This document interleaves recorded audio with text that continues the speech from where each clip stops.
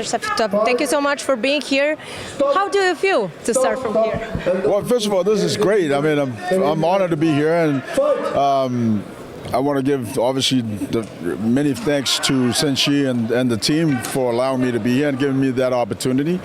And then just the whole setup right here, it reminds me of the K1 days, and so it's really awesome to be here.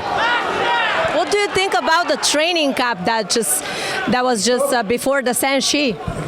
The training camp was amazing because I got to share time with some of the K1 legends. And, you know, for example, I got to see a little bit of what Semmy's personality is. And he's funny and joking around as well. But the whole camp in itself was so eye-opener because not only there were so many guys teaching, but we got to kind of like bounce off each other and continue to like improve the knowledge of these young fighters that want to be part of Senshi and, you know, and move on to be fighters. And so the whole experience was amazing. You mentioned Semmy.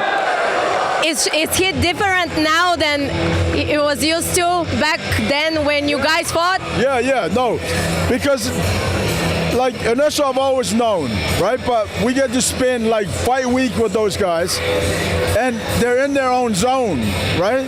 Fight zone. And this time I got to spend time with them outside of that environment, and I get to see this different guy. Great personality, he's funny, he's cracking jokes, and so yeah, no, it's awesome to kind of spend quality time with the boys. What do you think about the fighters, the Bulgarian guys? Listen, I think they're great. I think they're all learning and striving to be the best they can be. But, you know, Senshi's got a massive potential and massive future for these young guys. And so I think when you continue to build it, they're going to continue to grow. You're a legend in this whole thing. What's your best advice for them? How can they become legends one day too? So the best advice is you got to have discipline and you got to have consistency, because those two go together.